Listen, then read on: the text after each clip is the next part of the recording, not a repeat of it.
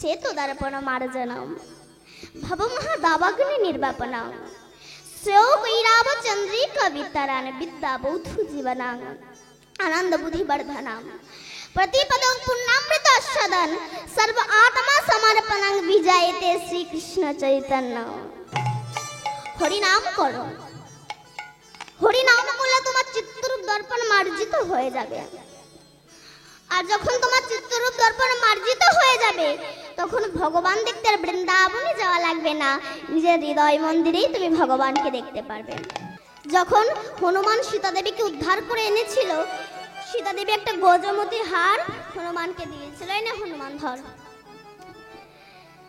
তখন হনুমান সেটাকে নিয়ে এসে দূর করে ছুঁড়ে ফেলে দিয়েছিল লক্ষণ বলে এত দামি হার তুমি ছুঁড়ে ফেলে দিলে কেন বলে আমার প্রভু রামের চেয়ে দামি বস্তু কি আর জগতে হতে পারে ফেলে দিয়েছিল দূর করে আবার কিছুক্ষণ পর তুলে একটা করে দানা ছেড়ে চেবায় আর দূর করে ফেলে দেয় লক্ষণ বলে এত দামি হার তুমি চেবাচ্ছ কেন বলে বাইরেটা দেখে ফেলেছিলাম ভেতরে যদি আমার প্রভু রাম থাকে তার কত ব্যথা লাগবে তাই দেখছি ভেতরে আমার প্রভু রাম আছে কিনা তার ব্যথা লেগেছে কিনা বলে ভেতরে কোনোদিনও রাম থাকে বলে কেন শুধু গজমতির ভিতরে কেন আপনার ভিতরে রাম আছে আমার ভিতরে রাম আছে লক্ষণ বলেছিল প্রমাণ আছে তখন নিজের বক্ষ চিরে রাম সীতার দর্শন করিয়ে দিয়েছে নিতাই গৌর হরি হরি নাম করো হরি নাম করলে তোমার চিত্তরূপ দর্পণ মার্জিত হয়ে যাবে আর যখন তোমার চিত্তরূপ দর্পণ মার্জিত হয়ে যাবে তখন ভগবান দেখতে আর বৃন্দাবনে যাওয়া লাগবে না নিজের হৃদয় মন্দিরেই তুমি ভগবানকে দেখতে পারবে আমি কেন বৃন্দাবনে ছুটে বেড়াবো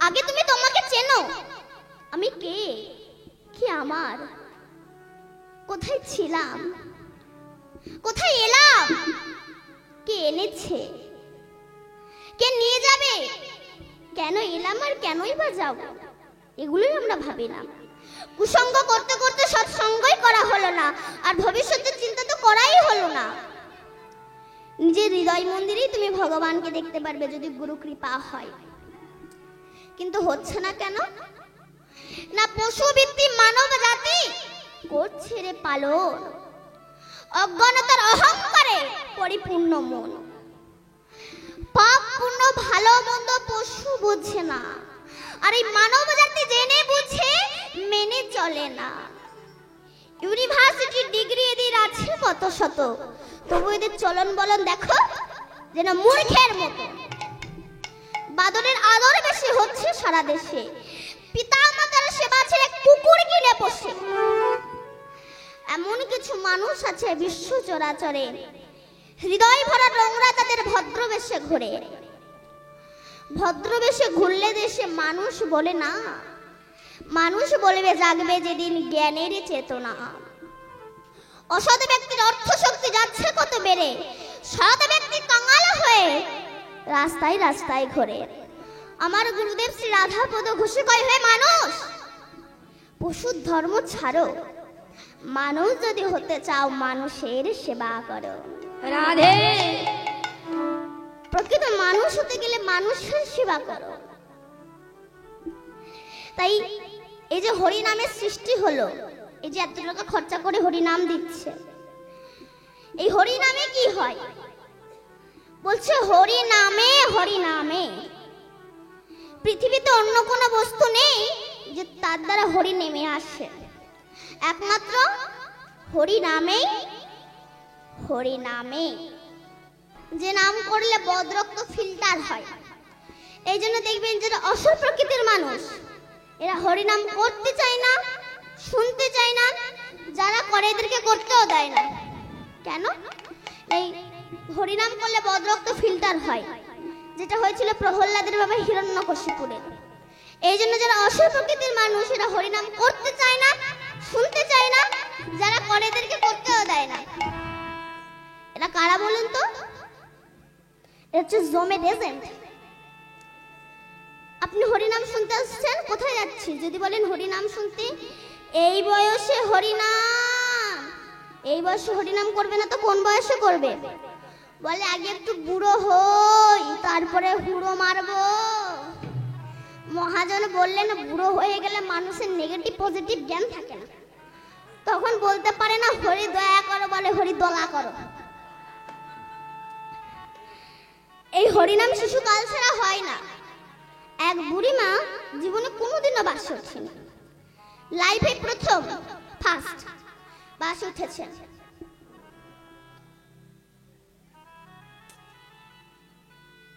উঠে দেখছে প্রত্যেক সিটে একটা করে লোক বসে আছে। সেই সময় ড্রাইভার গিয়েছিল চা খেতে, বুড়ি দেখছে সামনে একটা সিট ফাঁকা, ওখানে গিয়ে বসে পড়েছে, গালে পান দিয়ে চেবাচ্ছে। ড্রাইভার এসে দেখে আমার সিট লেডিস হয়ে গেল কি করে? ও বুড়িমা, আপনাকে যে এখন উঠতে হবে। কেন রে বাবা? বুড়িমা, আমি এই জায়গায় বসে গাড়ি চালাবো। বুড়ি তখন বলছে বাপ, বুড়ি মানুষ, বসেই যখন পড়েছি, আজ নাই তুই অন্য জায়গায় বসে গাড়ি চালা। বুড়ি জানে না বাসে বহু সিট থাকতে পারে, যেমন ড্রাইভারের সিট ছাড়া ড্রাইভার গাড়ি চালাতে পারে না, তেমনি দেহে অনেক পরবায়ু থাকতে পারে, শিশুকাল ছাড়া গোবিন্দ ভজন হয় না রে, তাই গৌর হরি। মায়াশঙ্কর নামে একজন ব্যক্তি ছিল। মায়াশঙ্কর গুরুদেবের কাছে দীক্ষা নিয়েছে। গুরুদেব বলছে মায়াশঙ্কর চলে যাই বৃন্দাবন থেকে ঘুরে আসে। তখন মায়াশঙ্কর বলছে গুরুদেব আগে ছেলে পিলের বিয়েটা দিয়ে নি, তারপরে নাই বৃন্দাবনে যাব, আপনি নাই 5টা বছর পরে আসুন। গুরুদেব 5টা বছর পরে এসেছে। মায়াশঙ্কর বৃন্দাবনে যাবে না। মায়াশঙ্কর তখন বলছে গুরুদেব আগে নাতি নাতনির মুখগুলো দেখে নেই, তারপরে নাই বৃন্দাবনে যাব, আপনি নাই 4টে বছর পরে আসুন। গুরুদেব 4টে বছর পরে এসেছে। মায়াশঙ্কর বৃন্দাবনে যাবে না। মায়াশঙ্কর বলছে গুরুদেব ওই বাড়ির পাঁচিলটা আগে তুলে নেই, তারপরে নাই বৃন্দাবনে যাব, আপনি নাই 3টে বছর পরে আসুন। রাধে। গুরুদেব 3টে বছর পরে এসেছে, এসে দেখে মায়াশঙ্কর মরে গেছে। তা মায়াশঙ্করের ছেলেদের কাছে জিজ্ঞাসা করছে বাবা তোমার বাবা মরে যাওয়ার পরে কি নতুন কিছু দেখতে পাচ্ছ? বলে হ্যাঁ গুরুদেব দেখতে পাচ্ছি। কি দেখতে পাচ্ছ? আমরা যখন বাবাকে পুড়িয়ে বাড়ি আসছিলাম দেখি কিনা একটা কালো কুকুর তার চোখ জল জল জল করছে, সে আমাদের পেছন পেছন আমাদের বাড়ির ওখানে পড়ে থাকে, কোন থেকে যাই না। গুরুদেব তো বুঝতে পেরেছে মায়াশঙ্কর সংসারের আসক্তি ছাড়তে পারেনি। কুকুররূপী মায়াশঙ্করের কাছে গিয়ে কমণ্ডলু থেকে জল দিয়ে বলছে মায়াশঙ্কর বৃন্দাবনে যাবে না। তখন সেই কুকুররূপী মায়াশঙ্কর বলছে গুরুদেব আমার ছেলে পিলে না বড্ড বোকা, যে যাচ্ছে তাকে তাই দিয়ে দিচ্ছে রে। গুরুদেব আপনি 2 বছর পরে আসুন। গুরুদেব 2 বছর পরে এসে দেখে কিনা সে কুকুরও মরে গেছে। তা মায়াশঙ্করের ছেলেদের কাছে জিজ্ঞাসা করছে আচ্ছা বাবা ওই কুকুরটা মরে যাওয়ার পরে কি নতুন কিছু দেখতে পাচ্ছ? বলে হ্যাঁ গুরুদেব দেখতে পাচ্ছি। কি দেখতে পাচ্ছ? আমাদের যেখানে টাকার বাক্স সেখানে একটা বিষধর সাপ ফনা তুলে ফোঁস করে, কিছুতেই টাকা নিতে দেয় না। তখন গুরুদেব বলল ঠিক আছে নিয়ে চলো। গুরুদেব গিয়ে কমণ্ডলু থেকে জল দিয়ে বলছে মায়াশঙ্কর বৃন্দাবনে যাবে না। তখন সাপরূপী মায়াশঙ্কর বলছে গুরুদেব দেখুন না এই ছেলে পিলেদের জ্বালা এখন আমার টাকা চৌকি দিতে হচ্ছে, মরেও শান্তি নেই। গুরুদেব একটা কথা বলি, আপনি আর 1টা বছর পরে আসুন, কথা দিচ্ছি এবার আমি যাব যাব যাব। গুরুদেব 1টা বছর পরে এসেছে, এসে দেখে কিনা সাপও মারা গেছে। তা মায়াশঙ্করের ছেলেদের কাছে জিজ্ঞাসা করছে আচ্ছা সাপটা মরে যাওয়ার পরে কি নতুন কিছু দেখতে পাচ্ছ? বলে হ্যাঁ গুরুদেব দেখতে পাচ্ছি। কি দেখতে পাচ্ছ? না আমরা যেখানে মলমূত্র ত্যাগ করি পটি করি, অর্থাৎ যেখানে আমি পায়খানা করি আমরা, সেখানে দেখি কিনা একটা কৃমিকীট পড়ে থাকে, যাই না। গুরুদেব বলে ঠিক আছে কাঠি দিয়ে তুলে আনো। তুলে এনেছে। গুরুদেব তখন কমণ্ডলু থেকে জল দিয়ে বলছে মায়াশঙ্কর বৃন্দাবনে যাবে না। রাধে। তখন মায়াশঙ্কর বলছে না আর যাব না। কেন যাবে না? বলে আমার ছেলে পিলে এত সুন্দর সুন্দর জিনিস এখানে দিয়ে যাচ্ছে, আর তার সঙ্গে সঙ্গে জলও দিয়ে যাচ্ছে, এত সুন্দর খাবার পেয়ে আমি আর এখান থেকে যাব। এই নাম করলে কি হয়? মহাজন বলছে নাম করলে গাড়ি বাড়ি হয় না, টাকা পয়সা হয় না, ব্যাংক ব্যালেন্স হয় না, ইউনিভার্সিটির ডিগ্রি বাড়ে না, নেতা হওয়া যায় না, মোস্তান হওয়া যায় না, তবে আমরা হরিনাম করব কেন? বলছে হরিনাম করলে কিছু হোক বা না হোক, অন্তত অমানুষ থেকে মানুষ হওয়া যায়, পশুবৃত্তি থেকে মনুষ্যত্ব বৃত্তি জেগে ওঠে। আমরা তাহলে মানুষ নই? না, আমরা মানুষ নই। মানুষের ক্লাসিফিকেশন আছে, শ্রেণী ভাগ আছে। মানুষ হচ্ছে তিন প্রকার, একটি হচ্ছে শুধু মানুষ, একটি হচ্ছে মহামানুষ, আর একটি হচ্ছে দেব মানুষ। তাহলে একই মানুষগুলো জন্মগ্রহণ করে মানুষের ভাগ হয়ে গেল। আমরা তো বলি সবাই মানুষ, অসুবিধা কোথায়? ভুল। যেমন সব জল জল নয়, গঙ্গার জল, সাগরের জল, নদীর জল, পাতকুয়ার জল, পায়খানার প্যানের জল, নর্দমার জল, কোন জলে পূজা হয় আবার কোন জলে পূজা হয় না। আপনি গঙ্গার জল বোতলে রেখে দিন, পোকা হবে না, কিন্তু পুকুরের জল বোতলে রেখে দিন, পোকা হয়ে যাবে। আচ্ছা, সাগরে তো অনেক জল থাকে, ওই জল খেলে কি পিপাসা মেটে? না। একটু কলের জল খেলে পিপাসা মিটে যায়। তেমনি জগতে অনেক ধনী ব্যক্তি আছে, আমি সবার কথা বলছি না, কিছু কিছু মানুষ, এদের সঙ্গে মিশিয়ে আত্মাটা তৃপ্তি হয় না, অনেক গরিব লোকের সঙ্গে মিশিয়ে আত্মাটা তৃপ্তি হয়ে যায়। এই জন্য তো বলছি, কোন জলে পোকা হয় আবার কোন জলে পোকা হয় না। তেমনি কোন মানুষের সঙ্গে মিশলে অহংকারের পোকা তৈরি হয়, আবার কোন মানুষের সঙ্গে মিশলে অহংকারের পোকা মরে যায়। আচ্ছা, সব যদি জল হবে, ওই পায়খানার প্যানের মধ্যে যে জল আছে, ওই জল আপনি এক কাপ তুলে নিয়ে চা করে খান দেখিনি? পারবেন না। কেন? দুর্বায়ু বন্ধু। ও দেখতে স্বচ্ছ, কিন্তু এমন জায়গায় বাস করে, ওকে ছুলে স্নান করতে হয়। তেমনি জগতে অনেক ব্যক্তি আছে, এরা দেখতে সুন্দর, কিন্তু এমন এমন মানুষের সঙ্গ করে, এদেরকে ছুলে স্নান করতে হয়। নারদ, আমি যে ঘরে থাকি না, সেই ঘরটাই তো থাকে না নারদ। নারদ মনে মনে বলে আমি দণ্ড বাঁধিয়ে দেব। কেন? সত্যভামার কাছে এসে বলছে, জানো সত্যভামা, তোমার কৃষ্ণ না তোমাকে একটু ভালোবাসে না। বলে কেন? বলে যদি ভালোবাসতো, আমি গিয়ে দেখে এলাম তোমার কৃষ্ণ না রুক্মিণীর খোপায় পারিজাত ফুলের মালা দিয়েছে, তোমাকে না দেয়নি। সত্যভামা রেগে লাল হয়ে গেছে, আসুক আজকে। যেই না কৃষ্ণ এসেছে, সত্যভামা একেবারে কোমরের আঁচল গুজে নিয়ে, তুমি আমাকে ভালোবাসো? ভগবান মনে মনে ভাবে, ইয়োটা চেঞ্জ হয়ে গেল কেন? সত্যভামা, তুমি তোমার প্রিয়া নায়িকা। বলে তো অভিনয় করো না, আমি তোমার অভিনয় বুঝি।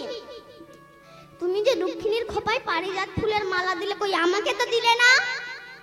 তখন ভগবান মনে মনে বলে, ও এটা নারদের কল, ওই জন্য আমি হয়ে যাচ্ছি দুর্বল। সত্যভামা, আমি তো শুধু রুক্মিণীর খোপায় পারিজাত ফুলের মালা দিয়েছি, আমি পারিজাত ফুলের গাছ না তোমার উঠানে বসিয়ে দেব। পারিজাত ফুলের গাছ না উঠানে বসিয়ে দিয়েছে।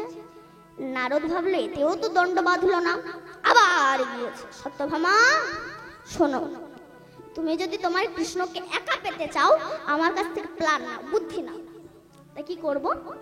বলে শোনো, কৃষ্ণ তোমাকে যে পারিজাত ফুলের গাছ এনে দিয়েছে না, ওই গাছের গায়ে কৃষ্ণকে বেঁধে পূজা করে যেন কোনো পুরোহিতকে দান করতে পারো, আর সেই পুরোহিত যখন তোমায় ফিরিয়ে দেবে, সেদিনেতে কৃষ্ণ তোমার হয়ে যাবে।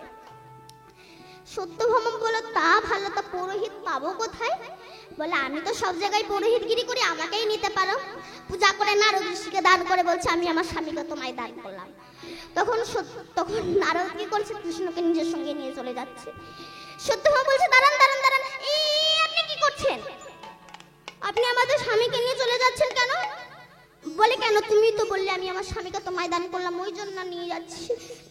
আরে বাবা, আপনি তো আমাকে বলতে বলেছেন যে আমি আমার স্বামীকে তোমায় দান করলাম, এটা বলতে। তারপরে নাকি কৃষ্ণ আমার হয়ে যাবে বলে অত শত বুঝি না। যখন বলেছো আমি আমার স্বামীকে তোমায় দান করলাম, তো নিয়েই যাচ্ছি। সমস্ত স্ত্রীগণ ছুটে এসেছে। সত্যভামা তখন নারদ ঋষির চরণ ধরে বলছে, হে নারদ ঋষি, আপনি আমার স্বামীকে ফিরিয়ে দিন, আমার স্বামীর বিনিময়ে যা চাইবেন আমি আপনাকে তাই দেব। নারদ এটা কেন করছে? নামের মহিমা প্রকাশ করার জন্য। বলছে ঠিক আছে, একটা দাড়ি পালা আনো, তুলাব্রত এনেছে। এনে একদিকে কৃষ্ণকে বসিয়েছে, বসিয়ে বলছে কৃষ্ণের ওজনে যতটা স্বর্ণ হয় আমাকে দান করো। রাজা মানুষ তো কোনো অসুবিধা নাই, ঘরে যত স্বর্ণ ছিল সব এনে দান করেছে, কিন্তু কৃষ্ণের দিকে দাড়ি পাল্লে একটু উপরের দিকে উঠল না।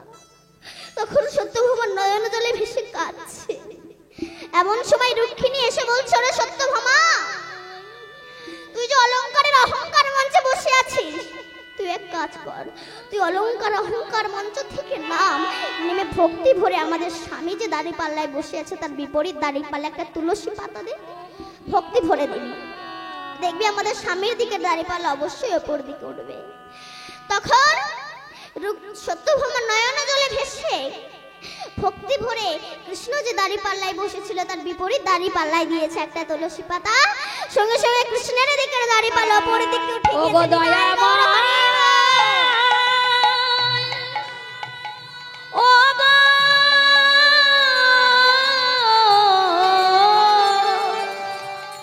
ও কৃপাময়,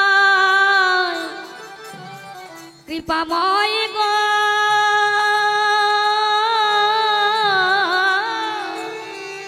ও গো করুণা, করুণা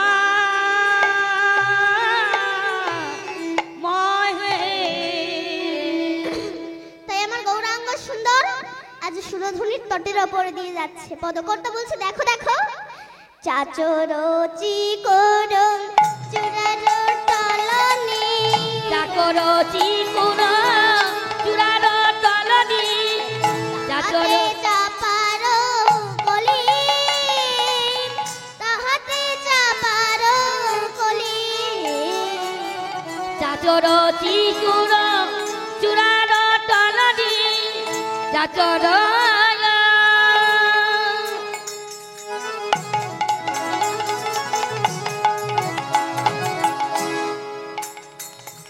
চাচর চিকুর চূড়ার তলনি, তাহাতে জয়ের অলি, তাহাতে জপন গালি, চূড়ার সৌরভে জগৎ মাতিল, চূড়ার সৌরভে জগৎ মাতিল, ঝাঁকে ওরে অলি, ঝাঁকে ঝাঁকে ওরে অলি, চূড়ার সৌরভে জগৎ মাতিল, ঝাঁকে ঝাঁকে গলি অলি, ঝাঁকে ঝাঁকে গলি অলি, সুরধনির তীরে অতি মনোহারে, সুরধনির তীরে অতি মনোহরে, হরে গৌরাঙ্গ রায়, বিহারে গৌরাঙ্গ রায়, সুরধনির তীরে গৌরাঙ্গ সুন্দর, ঘরে গৌরাঙ্গ নাই, ঘরে গৌরাঙ্গ নাই, আর দিনহীন জনে গৌরাঙ্গ পাইবে, দিনহীন জনে গৌরাঙ্গ পাইবে, এদা ষোলচনে গায়। হরে কৃষ্ণ। এতক্ষণ আমরা নবদ্বীপে ছিলাম, এবার বৃন্দাবন ধামে প্রবেশ করব। সবাই মিলে বলেন সচ্চিদানন্দন গৌর হরি কি, বাকি বিহারী লাল কি, জয়। নবদ্বীপ ধাম কি, জয়। হরি মাতা কি, জয়। ভক্তবৃন্দ কি, জয়। কমিটি বৃন্দ কি, জয়। জয় জয় নিতাই গৌর হরি বল। হরি বল। আমরা একটা ছোট্ট ভজনের দ্বারা বৃন্দাবনে প্রবেশ করব। চলে রে আমার মন সেই মধুর বৃন্দাবন, যমুনারি ধারে ধারে তমালেরি বন, চলে রে আমার মন মধুর বৃন্দাবন, যমুনার ধারে ধারে তমালে দিব, চলে রে আমার মন মধুর বৃন্দাবন, যমুনার ধারে ধারে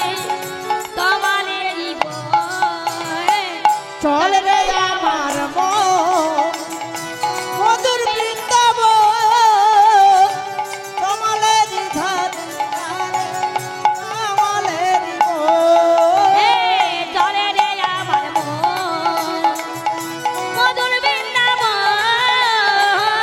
যমুনা তো ধারে ধারে কমলের বন আর চল রে আমার মন মধুর বৃন্দাবন হরি বল।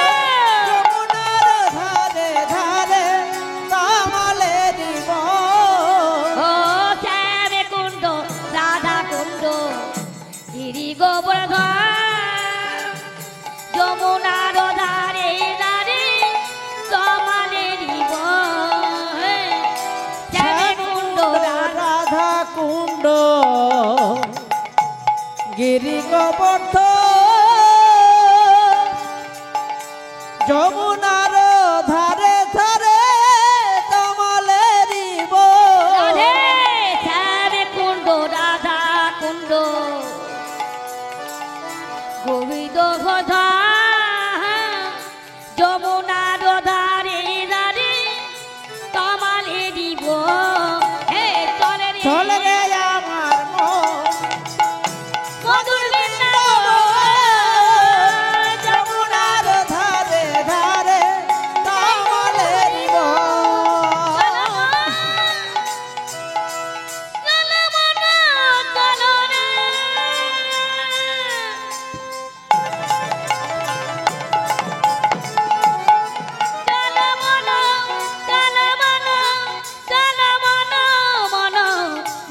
চল রে চল রে আমার মধুর বৃন্দাবন যমুনার ধারে ধারে কমলের বন চল রে আমার মন মধুর বৃন্দাবন যমুনার ধারে ধারে কমলের চলো শ্রীমতী রাধা রানী কি চলো বাকে বিহারী লাল কি বৃন্দাবন ধাম কি জয়। নিতাই গৌর হরি বল। হরি জয়। বল।